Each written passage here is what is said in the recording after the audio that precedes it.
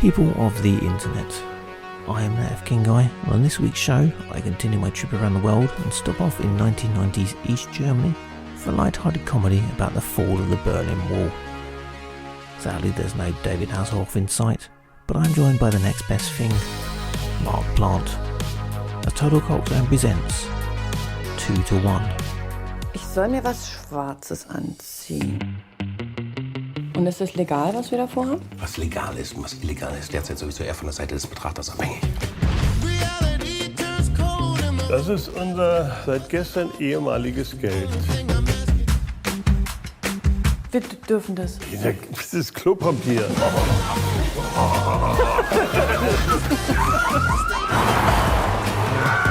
Was denken wir, wie viel ist denn das? Das sind ein paar Millionen. Yeah, you can absolutely involve me in anything that's anti-capitalist and socialist positive. Just keep that in mind for future reference. Hello, Mr. Mark Plant from 100 Things We Learned from the Films. How do? So, Mark, how long have you been a communist? Probably since 1996, actually. I like to consider myself a Marxist socialist, which is pretty much on the border with being communism. Yeah, I are a communism. Yeah. So instantly when I saw this come through, it popped in my head that you'd be interested in doing this one because of the subject matter, location, era. Absolutely. I watched probably about 30 seconds of the trailer and then stopped it and went, yes, please. And then I showed my wife the trailer. I showed Rachel the trailer. We got to about 45 seconds and she went, yeah, why haven't you stopped the trailer already? Put it on. It's like, great, fantastic. Yeah, it is. It's a piece of us, as they say. Yeah. Yeah. There's a lot going on in this, and for a person who has a show called 100 Things We Learned from the Films, this is a good one. You might even beat a record for this. Yeah. Well, I didn't want to bring that bullshit to your show, of course, but I have got at least one fact. Well, I was just fact checking it when we were talking about somebody else before the recording. So yeah, I've fact checked one thing. But before that, let's get to the press. There's a lot on this one. It's a light-hearted ensemble comedy about friendship, community, love, and capitalism. Natja Brunckhorst 2 to 1 is set in the long, hot East German summer of 1990. Maren, man, messing up names already. Maren, Robert, and Volker have known and loved each other since childhood. In the final weeks before reunification, and with Germany about to change forever, the trio stumble across a fortune to soon be worthless East German currency, left to rot in government storage. With just days to work out what to do with its unexpected windfall, before it becomes useless, the three assemble the friends and neighbours living in their crumbling apartment block, and together hatch an elaborate plan to exchange the cash for goods, outwitting the incoming Westerners and their capitalism before time runs out. But can a community previously living under strict socialist values handle this sudden wealth? I told you it was a long one. 2 to 1 features stand-up performances from Oscar nominee Sandra Hüller, Anatomy of a Fall and The Zone of Interest, and Tony Erdmann, Max Riemelt, The Berlin Syndrome and Sense8, and Ronald Zehrfeld, Phoenix and Barbara. Most films I've never heard of, apart from Tony Erdmann. Barbara. And will be released in the UK with support from the German Film Distribution Support Funding Programme. So yeah, that's a lot of information. What do you think? I had a bloody great time, but this is coming from a man who dragged his wife to the DDR museum on Christmas Day. So, you know, I mean, it was only really going to go one way for me.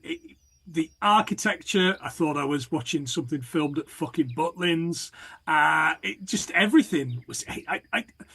I loved it until I didn't love it though. So you know, I'm not going to throw the baby out with the bathwater. I'll save it for the end. But yeah, no spoilers. I think it probably took me 15 minutes before I went, yeah, this is going somewhere that I really like. And then by about minute 30, I was 100% invested in what the storyline was, if not the characters entirely.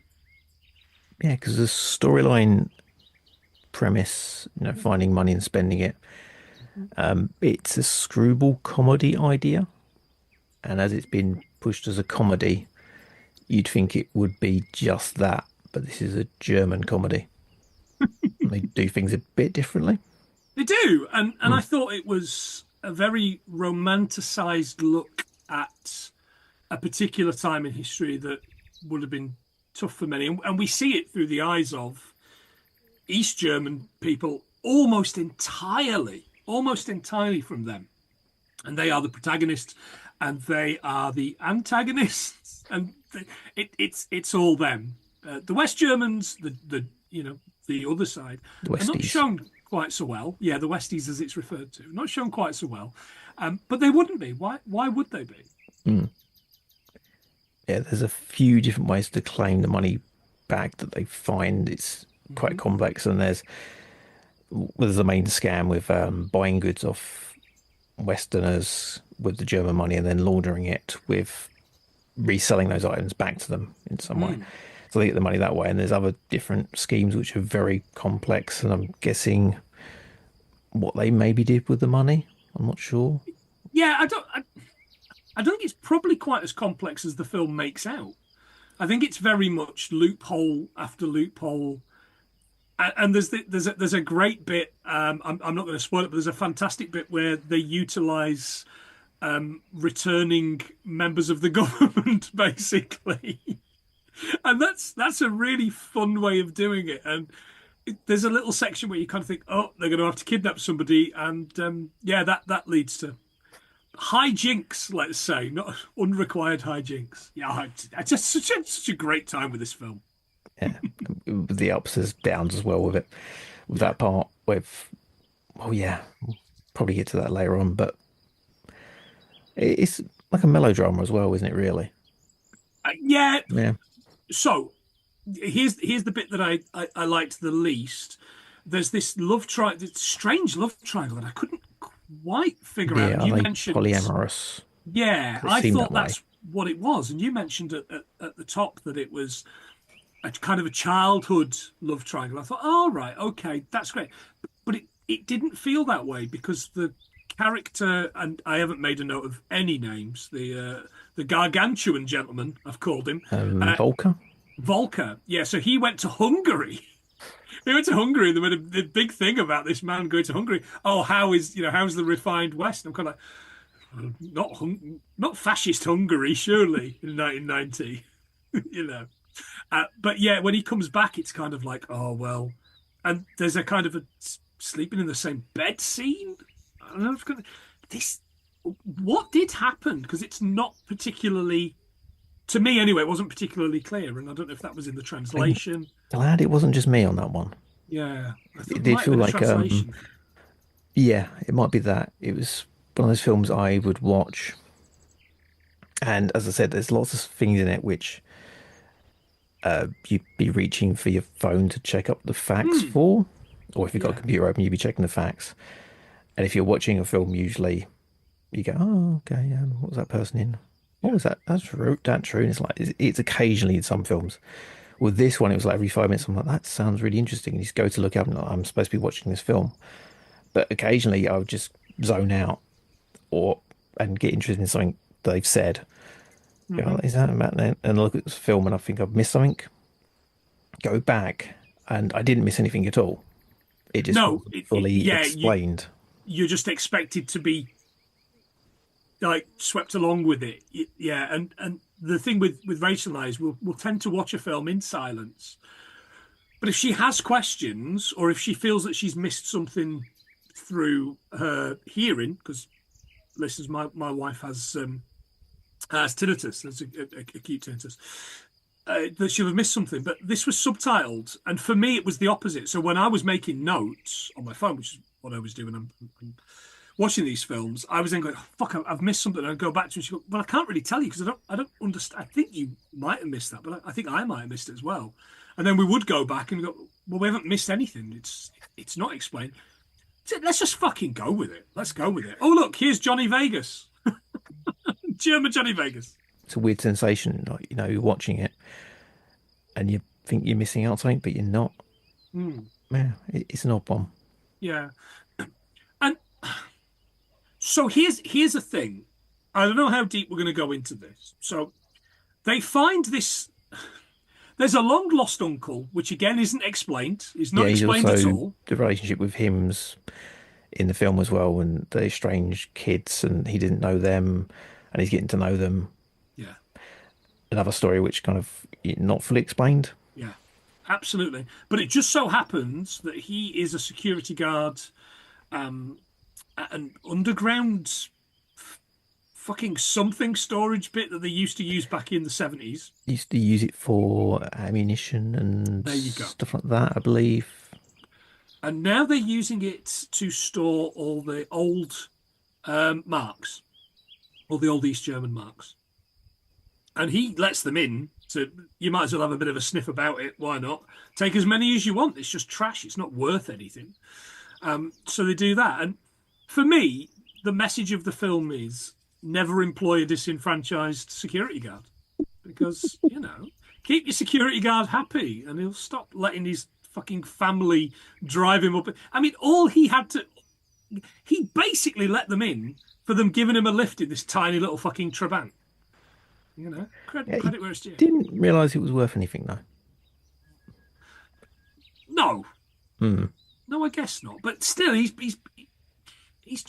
sneaks them past these security, and it's pretty nasty security. They've got the AK or the Kalashnikov or whatever they've got, but he convinces them to not bother him or to let them by tuning their TV into the World Cup 1990. Dean, would you believe? And he says, it's what's the score with the Czechoslovakia game or something? Oh, those Czech bastards, I think it is. And I was like, okay, now I've got to do my looking up this and finding out. And indeed, in the summer of 1990, Germany, a unified German team for the first tournament ever, since the 30s, of course, were playing Czechoslovakia in the quarterfinals of the 1990 World Cup. And when they scored, it was the only goal of the game. Germany won 1-0. Nice.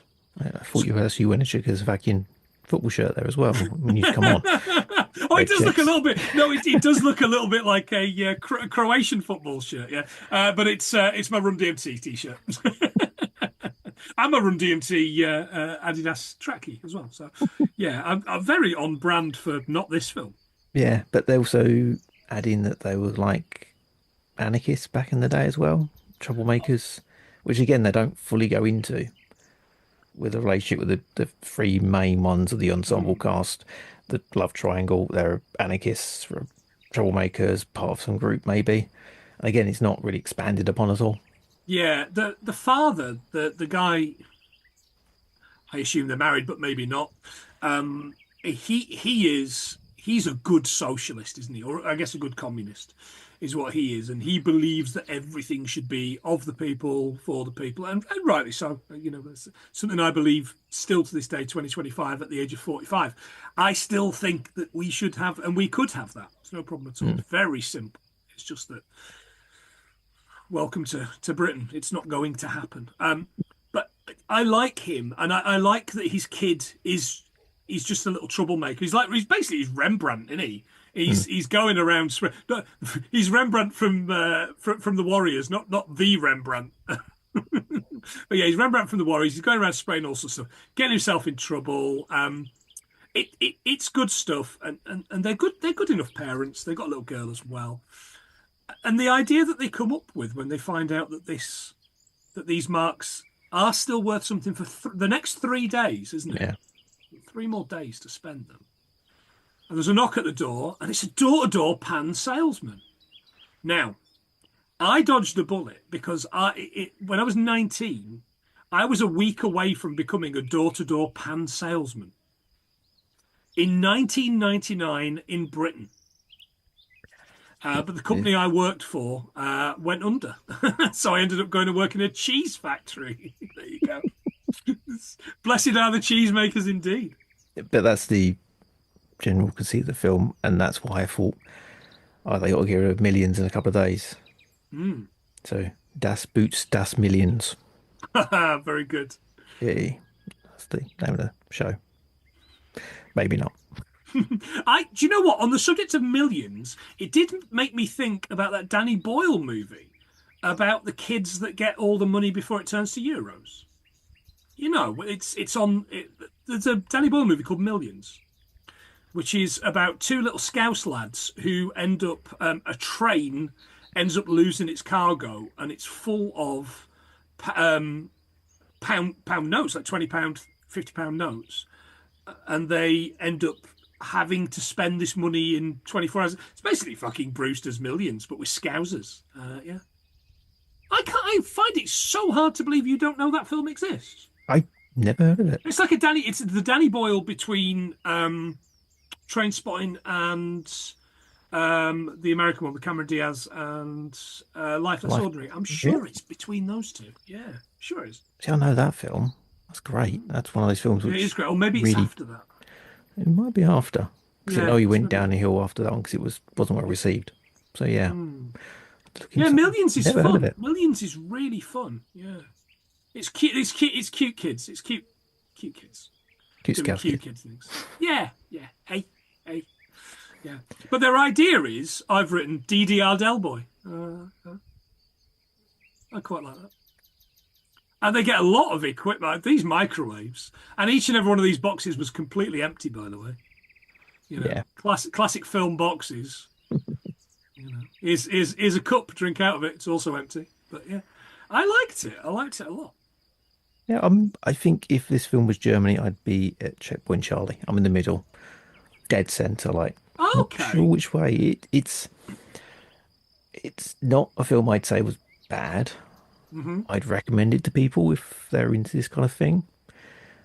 The film's strongest point for me was the fact that it was interesting in a good way. Lots of things in it that I found like that's really interesting. I didn't know about that. Didn't know about this. The weak point is that that's its strongest point for me because you get so interested in that idea and those things that happened, you kind of get distracted from the film. And Yeah. it might have been better as a series, so they look into the characters more, or as a series of documentaries. Or I'd rather watch a documentary about it. Yeah, I think I would. I think series is right because we could have a bit of a dive into. We could have some flashbacks to the relationship, but again, you could make this film and still have those flashbacks to the relationship, but have it. I think the relationship bit is the worst bit of the film. I think it is the weakest bit of the film until the last probably 2.5 minutes.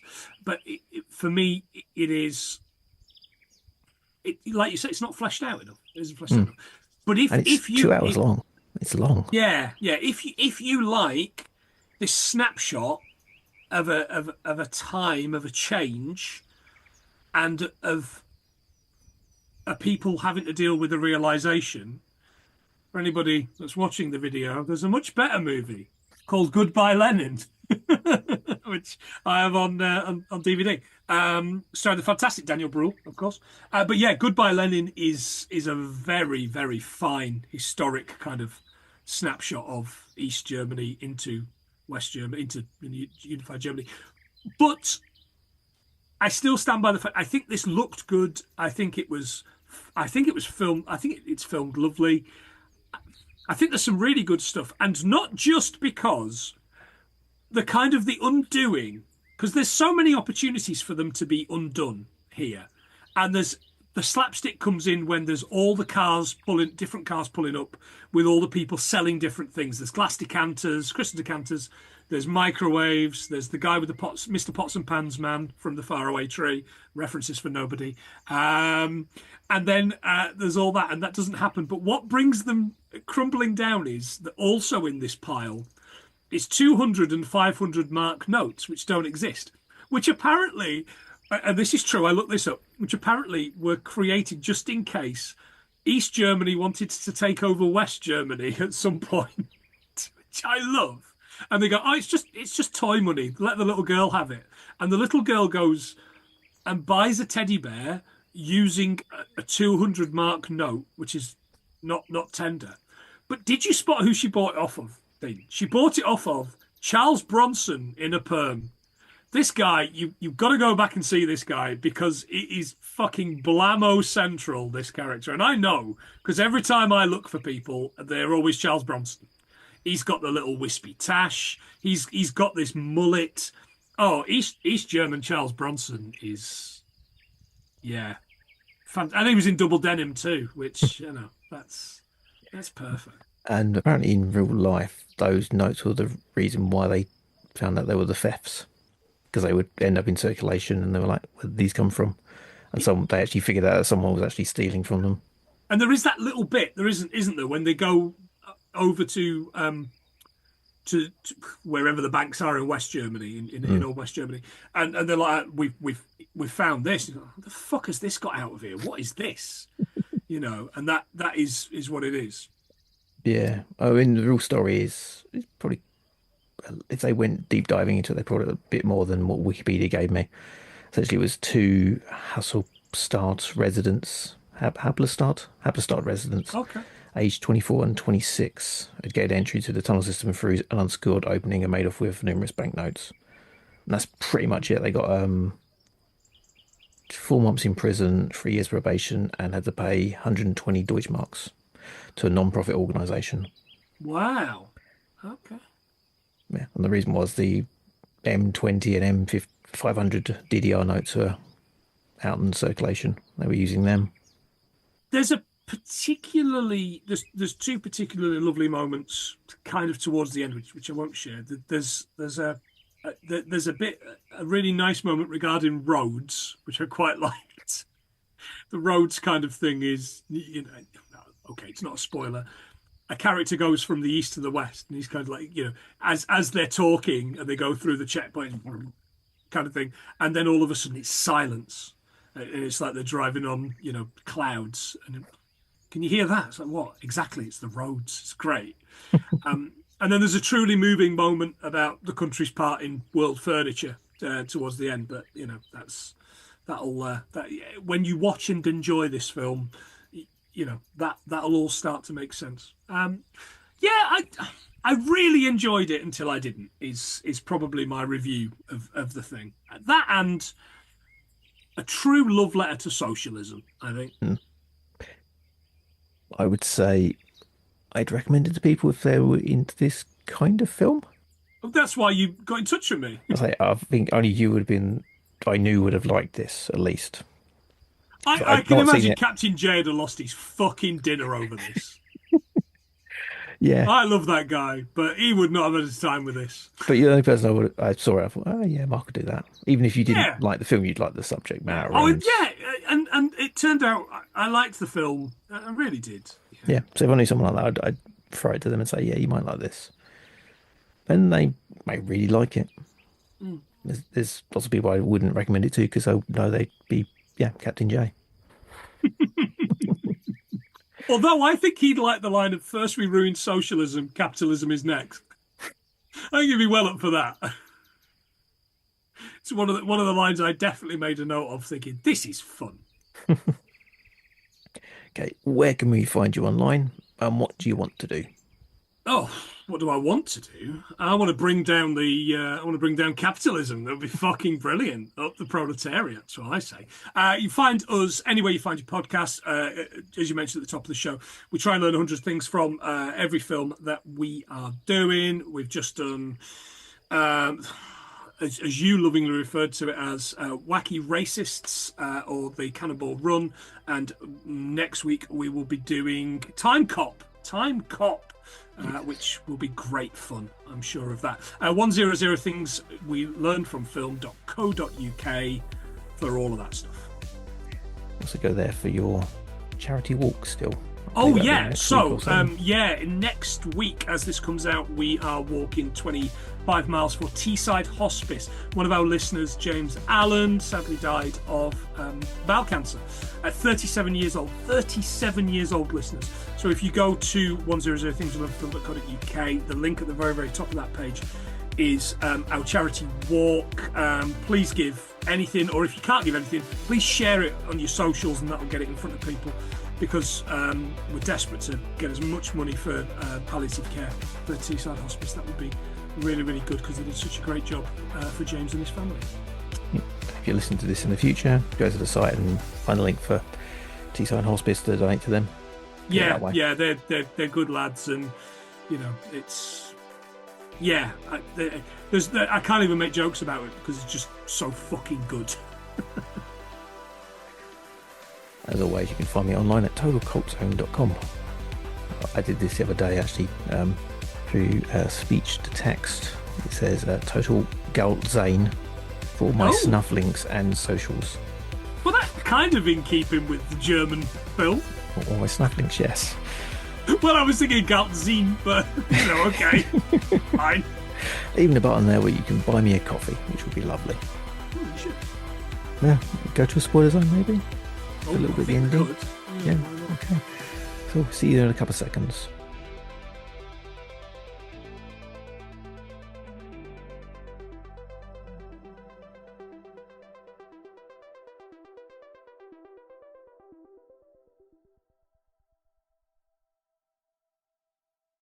Now entering the spoiler zone. If you don't want the film ruined, stop listening now. Yeah, do stop listening and go and watch the film. Go and go to your local cinema and watch the film. Yes. Okay, spoilers. I fucking hate IKEA too, right? I'm just putting it out there because no cunt tells me which way to walk around a shop. Simple as that. I'm not having it. I won't have it. It's like fucking Sosker and Green as well. I don't know if you've been in one of them. You go in the entrance, you got to fucking walk around all these bits. What is it about European shops and want you to walk the right way around? Destroying the dreams of a whole fucking nation of people and me. When I can't get meatballs, even the vegan ones, although they're quite good, without having to walk around half of a shop first. There's not even anything on the tellies, is there? The tellies are just a picture, bastards. Yeah, the spoiler is IKEA. IKEA is the spoiler. Or IKEA, as a Swedish lassie I used to work with said. Playmate of the Year, Victoria Silvstedt. Yeah, it wasn't her, but I do like to say Playmate of the Year, Victoria Silvstedt. By the way, the last 5 minutes of this fucking film ruin it for me. Like, have a fucking island. Like, there's a throwaway line of if we could all just have an island and we could go and live on an island, and then they have an island which is poorly fucking rendered in CG, and then they zoom in and they're blatantly in a fucking quarry. You know, in the background there's a bloke fucking Italian marble giving it the big fucking On Eden Lake. Yes, yeah, exactly. And there's also a bit where they go, "I'm Spartacus, and so is mein Frau." You know, so